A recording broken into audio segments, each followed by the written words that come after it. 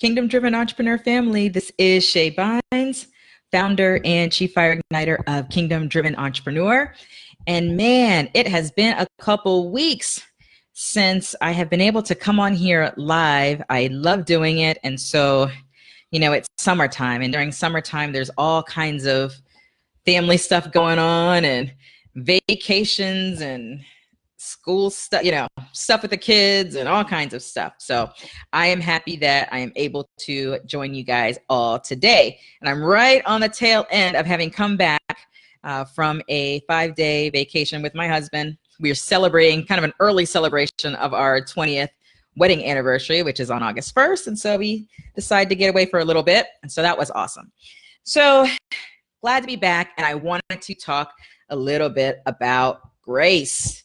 Because as I often do, I share from kind of what's going on with me or what has been going on or what has happened with me in the past or whatever. I share from my life and my experiences and all of this. And so I'm going to share from my right now today. And I want to talk about, when the grace lifts and shifting and discerning whether the grace is actually lifted. What are we really talking about and what does that look like, So let me share kind of what's been going on with me. So with Kingdom Driven Entrepreneur, there's a lot of movement happening all at the same time. Just earlier this year, it was just in January when we brought on a COO, just Angie Robertson. She'd gone from operations manager to chief operating officer. Just a couple months prior to that, we brought on Dr. Tony Robinson as a prophetic strategist. Just recently, just last week, we brought on a team lead. And in fact, she just joined us live here. Hi, Latara. There have been organizationally a lot of shifts in the movement, of needful shifts. And those will continue to happen, and it's good. And one of the things that happens is that as roles shift and as tasks move away, or there's certain things that you're doing, sometimes it's like, okay, it's not time for me to do that anymore. Now it's time for someone else to do it, or it's not time for that person to do it anymore. Now this person needs to do it. And there's kind of like that game that has to be played of figuring out who are the right people to do the right things for what God's doing right now. And it wasn't that long ago when the answer was I was doing almost everything. And, it was just like Antonina and I, and then me and a VA, and it's we've gone through this process. But as God has been so beautifully expanding the movement and bringing the right people to do the right things, there's been a lot of shifting of responsibilities and stuff like that. But in the process of that, it also leaves me with things that are like the remnant of stuff that I'm still holding on to that actually don't belong to me anymore. But here's the thing. Sometimes you just can't. Sometimes you have to hold on to some things longer than you desire to. And when you have to, you actually have the grace to do it. What is grace, right? It's that divine enablement. It's the divine enablement. It's enabling you to do the things God has called you to do, to be who God's called you to be. And you are able to do it despite whether things are complicated, a little bit complex right now, or a little bit, stretching and all those things. God's grace covers all of that, right? But there does become a time, because remember, if it's the divine enablement to do those things that you're called to do and be who you're called to be and all of that, there are times when you're doing things that you are no longer called to do. And when that is the case, and that's why I want to define this, because when I say the grace lifts, I don't mean things got hard. Listen carefully. There have been times that things did get tough, but his grace, the divine enablement, was right there for me to go through, to do, despite the complications, despite, what might have looked like chaos to other people, what might have felt like chaos to me sometimes, or whatever. There was a grace for that because I was still doing what I was called to do and being who I was called to be. And so there was a divine enablement that God was there despite my limitations. There was grace all over it. Okay. So you have to discern these things. So grace does not mean, when I talk about a divine enablement, I don't mean that everything is easy all the time, or everything happens smoothly. Now, I got to tell you, the way the favor of God works, like sometimes things are just smooth sailing, and that's awesome. And we thank God for every one of those moments. But even we learn so much in the process of seeing how his grace enables us in the times where it's not easy, and those times where things are a little complicated, or we don't have the answers or whatever, but yet we're still doing the thing that we are called to do and being who we were called to be. But there's a time, which was what I'm experiencing right now, is that there are things that I'm doing that there's just like no grace for it at all. So I'll give you an example. With the Kingdom Driven Entrepreneur podcast, I have been doing some aspects of the podcast from a production standpoint and all of that I have no business doing. I've been doing them for a long time. I've been doing them for a variety of reasons, sometimes because I had to and there was a grace for it then. And now it's like, no, I don't have to. And this is not even my lane anymore. Like, this is not for me. And in fact, the last thing I want to do is some of those things that I was doing before, like zero grace. So it's not just hard. It's just not what I'm supposed to be doing anymore. Right. And when you get to that point and you're like, this isn't working well. Everything feels like a grind related to this now. So where I got with the podcast was the only parts that didn't feel like a grind were the parts that are things that I'm exactly supposed to be doing. But everything else felt like a grind. Like everything is like, I feel like I'm pushing against going up, trying to go uphill, and I got something pushing against me. Like, it's just, there's no grace. And so it's like, all right, so since there's no grace for this right now, it was lifting about a month and a half ago, and now it's gone. Okay, so what do we do? Like, we know that that's the situation, so what do we do, right? So it's like, okay, now we're in problem solving mode. Okay, Lord, so since I see that you're doing something else, I know that I have to shift. What does that shift look like? What is it that needs to happen?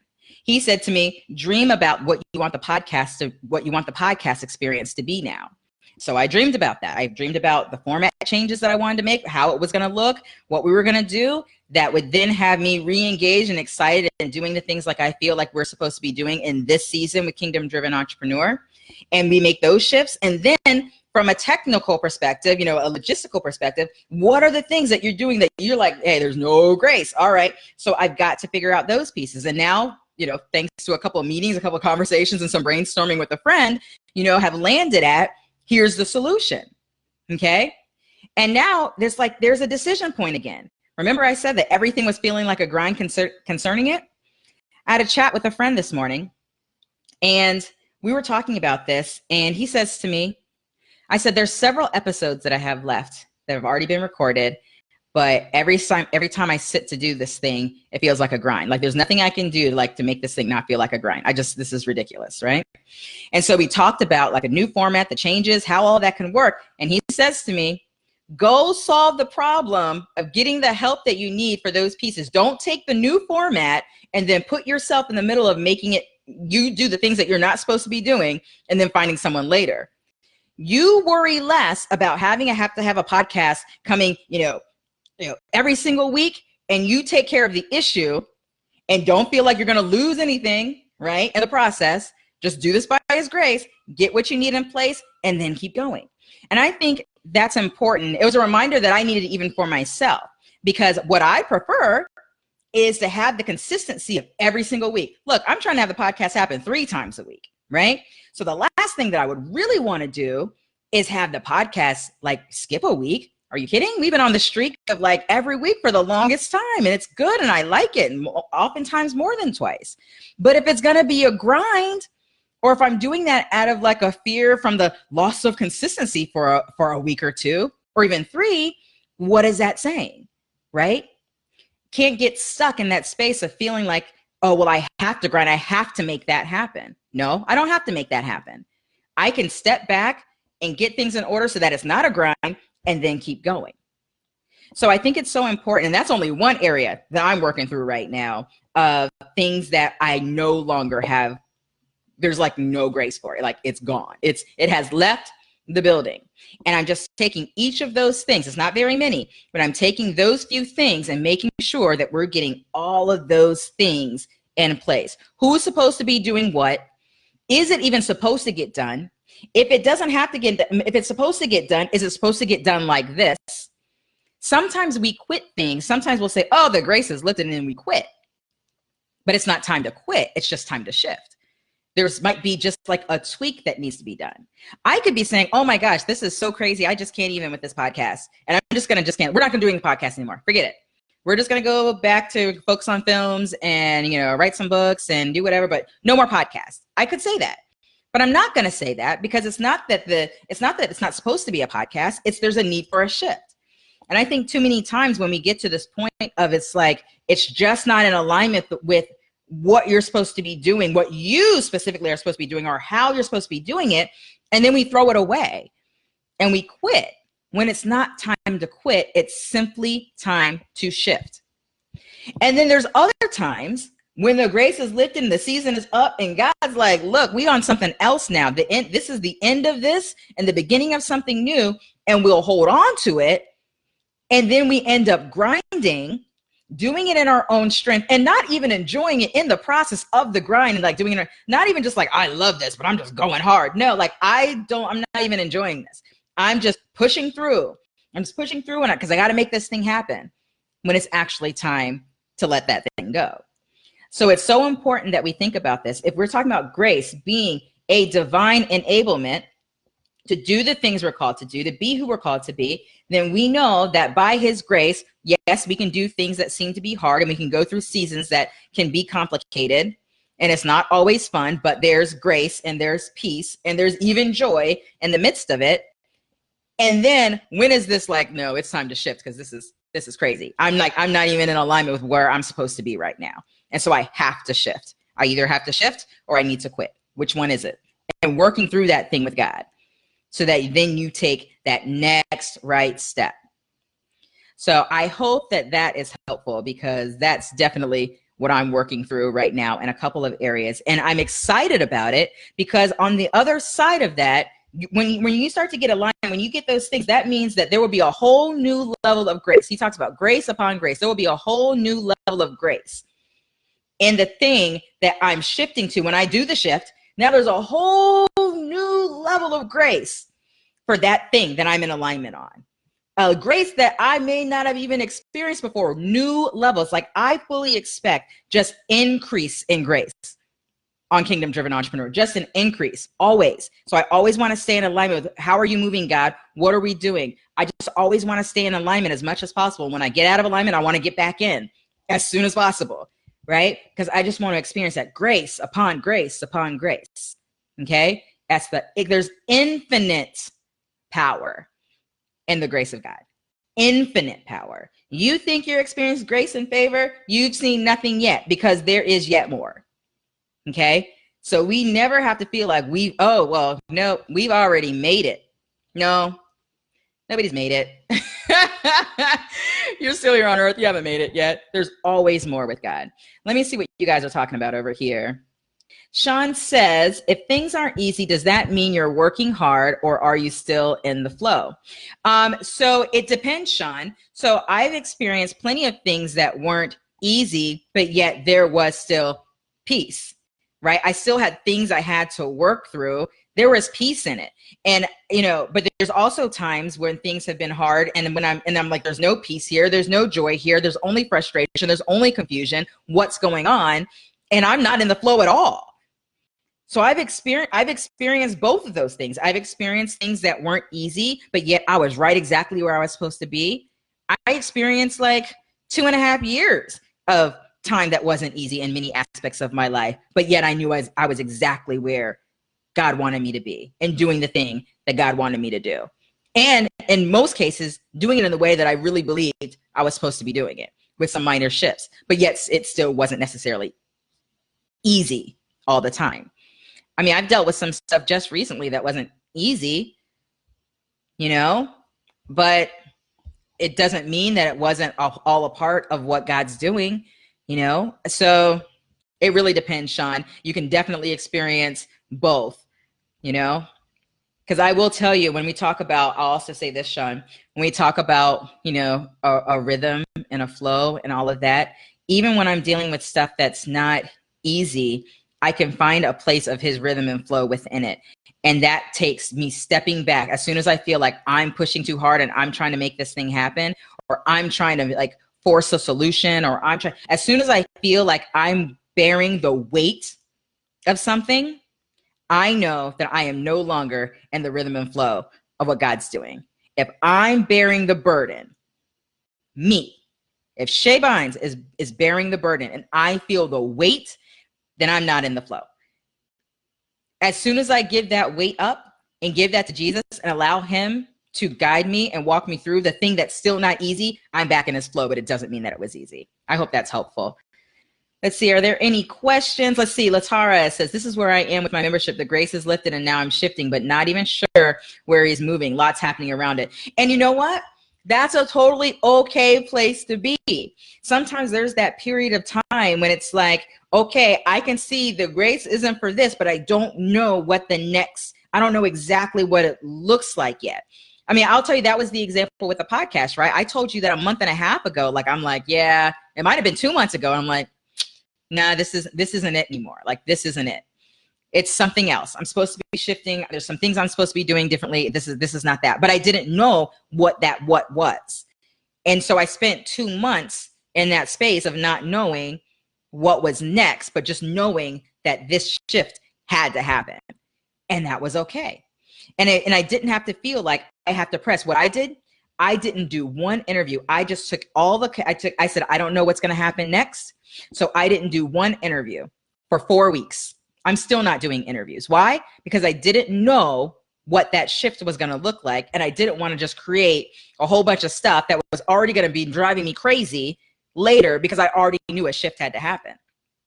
And I could have been stressed out about that. Oh gosh, well, we're going to get so behind. I don't have, I only have a handful of episodes left on deck, to deal with. And I haven't done I haven't interviewed anyone for 5 weeks. So, right? Because it would then become a grind. I would be choosing to have a future grind.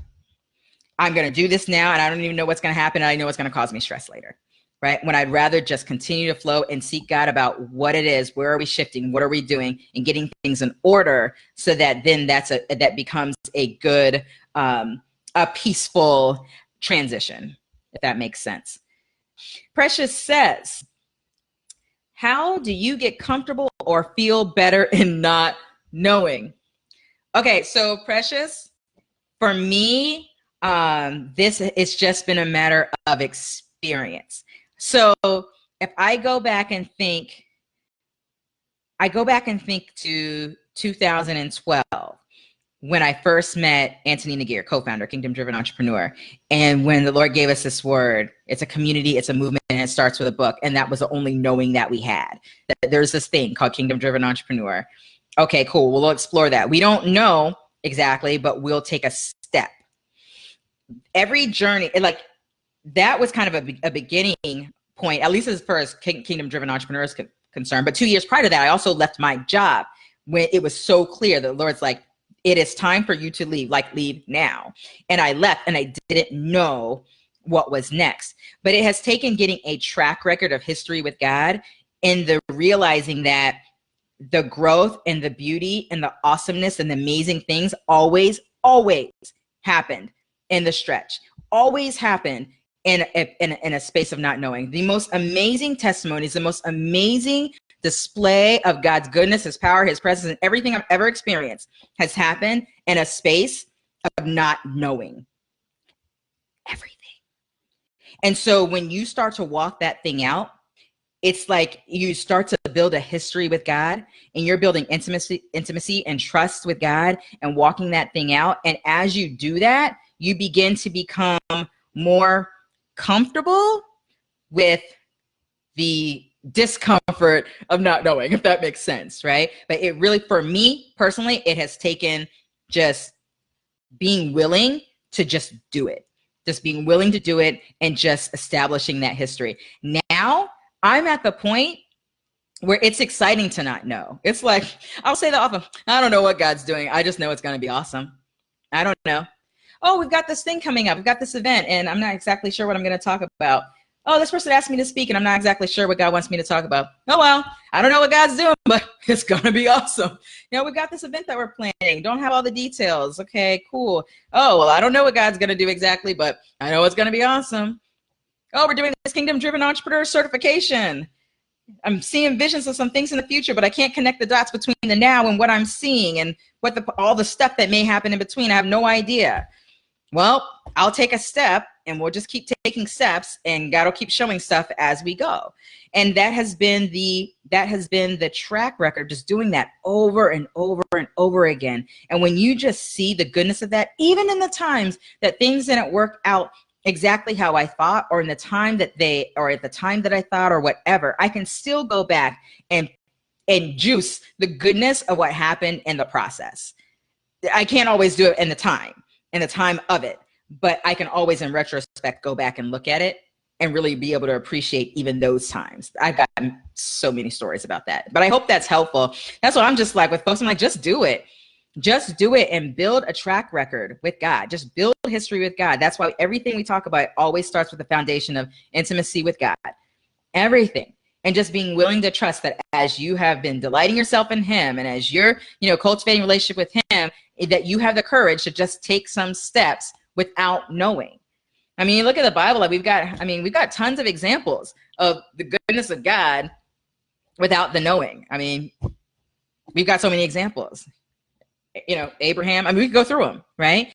But in real time, right now, there are so many testimonies around you, and you could probably even think of some that you have yourself, of where you didn't know the details, but you were willing to take a step out and then see how God meets you along the way. Let's see. Kristen says not knowing the how has been a challenge. And a lot of times, Kristen, I can't speak for your specific situation because I don't know what it is. But most people that say not knowing the how has been a challenge are people that feel like they need to know too much how. Like they're looking for more how instructions than they need. When God's just looking for like, I'm here with you, trust me with one step. A lot of people are stagnated and they haven't even started. Like they're stuck before they start. It's like, you gotta take a step. Like this is on your heart, take a step. It doesn't have to be a leap. It doesn't have to be a, jump off the bridge type of thing. It's just take a step. You don't know, man, I've never known how. With Kingdom Driven Entrepreneur, it's a community, it's a movement. It starts with a book. Okay, how do we do that? And here we are like almost 7 years later, and I'm just kind of blown away, and yet we haven't seen anything yet, right? And still today, there's things that it's like I said with the certification, I don't know all the hows, but I know enough hows. I know at least a little something to at least start, and then allow the process and the learning through that to start to cultivate a fuller picture. But it never would happen if I didn't start. And I was sitting and waiting for a full how blueprint to get started. Let's see, what else are you guys talking about? We got a few minutes. My husband joined. Hey, Phil. Let's see, are there any other questions in here? Precious says, this is such a weird space for me because I'm a step-by-step planner. I get it, Precious, I know. I used to be a project manager. Before that, I was a software engineer. If-then statements. If it wasn't logical, if it couldn't make sense, if it wasn't in a loop statement, an if, a then, or whatever, it made no sense to me, I wasn't interested. That was out of my comfort zone. I was an engineer, and then a project manager, then a program director. So I know exactly what you mean about that. But when you can even surrender that need to have step-by-step to God, you'll start to realize as you walk that out, that then it's like when you surrender that to him, you begin to get some step-by-steps, because it's like, if that's kind of your personality, if you're a strategist or whatever, you're going to get steps and you're going to get all those things. But there has to be a willingness to move without having, 5 steps, right? It's got to be a willingness to move. Once you dip your toes in the water and you just kind of walk it out, it gets better and better, you guys, I'm telling you. I'm seeing if there's any other questions in here. I'm telling you, this is my testimony. You're seeing like fruit of what it was like to be a software engineer, project manager, meticulous planner type, and yet be willing to say this many years later that I'm actually excited when I actually don't know. That's a miracle. That's a miracle. Let me see. Okay, Kristen says, I used to want all the clarity. He wants all the trust and the faith. That's counter to the world. That's right. That's exactly right. And I mean, you think about it, and it's like, we're talking about God. We're talking about the creator of all things. We're talking about the ultimate strategist, the one who knows the end from the beginning, one who lives outside of time. That's who we have the privilege and the honor to have working with us to do the thing that he puts on our heart to do. Come on. And then gives us the grace to do it. I'm telling you, the best things you will experience in your business will be done completely yielded to God without all the details. I promise you. Question, how did you handle the beginning when you stepped out and things got lost in the fire, like your house? So the house situation, that didn't happen in the beginning. That happened, let's see, KDE started 2012. The house thing was since 2015. So I was a good kind of few years in. But to answer your question, when things got lost, I always, this was my perspective, and it's still my perspective, which is that even when things get hard around me, like things are not as smooth as I would like, I'm always saying, as long as I can see God in this, I'm going to be okay, right? If I can see God in this, it's good. So my perspective, even in some of like the hardest times, I was like looking for God, like say, okay, God, I just need to see you in this thing. Like, I just need to know, I just need to be able to see you in it. And I'm telling you, it never failed. I always saw God in it. It would be in like the smallest ways. It would be like these God wink moments, you know, where it would be like, I'm here. It would, you know, he was so, and still, he always is faithful, but he's so faithful to make his presence known, you know, even in hard stuff. And I experienced such a crazy, doesn't make sense, radical level of peace that just makes zero sense in the hardest stuff. And when I'm experiencing peace, I know that is supernatural. Like, I know that is not, because that is not how I would normally be. So I know this is God. Like, this is nuts. Like, this is crazy peace. And so even in that hard stuff, as long as I knew God was in it, as long as I knew God's with me, I knew I was going to be okay. Because I also know that part of God's character is that he's a redeemer. He's a restorer. I know that God, when he restores things better. Like, he restores things better than they even were before. Like, it's not a cliche. It's actually who he is. So it's like, I know, and I can stand firm in who he is. It's like, it's who he is. And so since I know that, maybe this doesn't look like exactly how I would have done it, but hey, I know that there's redemption in here, that there's restoration in here. I know that there's going to be so much goodness, even in things that other people might not even be able to see. Like, I can tell a testimony today that is so powerful from some of the hardest stuff, that in the heart, while I was telling it, the people who were closest around me, they could actually they walked that thing out with me, and so they could receive what I was sharing with them and the goodness of it, even in the midst of it. But now, like, God's been able, like, already, there's so much goodness that has come out of telling that testimony, and for people to see that, you know, I'm on the other side of that, right? And I'm still here. I'm still standing. And in fact, I'm not just standing, that it's that we're thriving. Okay. And so it's so important that we understand that. And by the way, Jerry, in that time, I learned so much more. Like, I learned so much more about the character of God. Like, I grew in intimacy with God in the hardest times. Okay. And so I learned more. It's like, it's one thing to say, like, I read that God is my provider. Like, I read that Jesus is the Prince of Peace. I've read these things. And then it's another thing to have to experience them. When you experience these things, and then you're actually experiencing aspects of God that you haven't experienced before, because, you know, life situations just didn't create that situation to get to know God intimately in that way. So that's why I'm like, there's always something, there's always some yummy goodness, and even stuff that doesn't seem, that's kind of like, I kind of wish I didn't go through that. I can go back now and say, well, yeah, it would have been nice if it happened another way, but Praise God. Because my husband and I just had this conversation while we were on our vacation the last few days. And I asked my husband, I said, you know, if you go back and think about like our toughest like 2.5 years since I started Kingdom Driven Entrepreneur, that what would you say are like some of the 3 key things that came out of it? And he had 3 very powerful things to say about what he learned about who God is in our lives, and who our children learn, and what our children learned about who God is in their life, that we can like go back and look at that and be like, man, that was amazing. And our kids will never be the same as a result. And we'll never be the same as the result, you know? So there's so much goodness. I hope it's probably more than you asked for, but that's close to my heart. Shae says, he has asked me to do something that terrifies me, but every day he gives me strength. Yep. Every day. Yes. It's so good. He is your strength. So yeah, it's 4 o'clock. So let me roll. But you know, this is always fun talking to you guys. Looking forward to doing this again. A couple reminders for some of you guys who may not be familiar with all the things that are going on with Kingdom Driven Entrepreneur. A few things I want to tell you about real quick before I go. One is our Igniters mentoring program, guys and gals.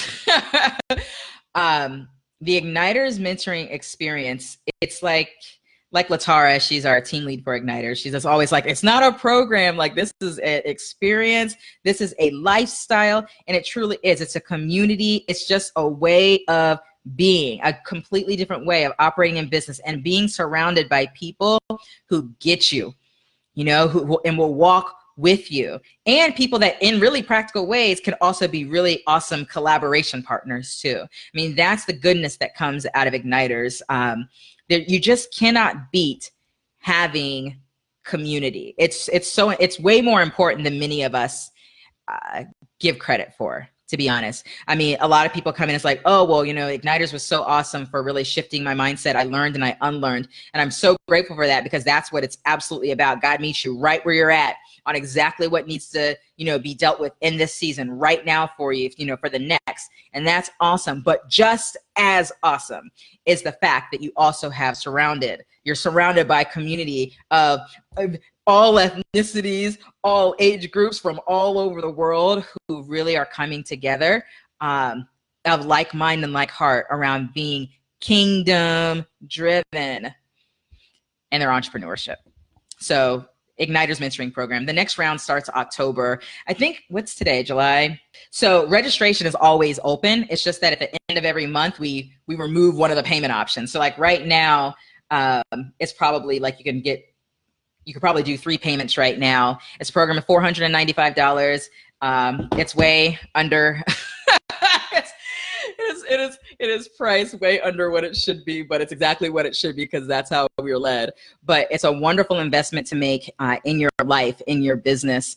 And I encourage you to get the details about it. It's at kingdomdrivenentrepreneur.com/mentoring.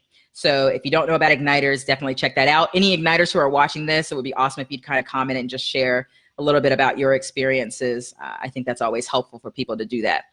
Another thing to share, you also cannot beat face-to-face, like not this face-to-face, but like touching face-to-face community and opportunities as well. And that's what KDE Live provides. And so we have our next KDE Live event coming up in Kansas City, Missouri in October.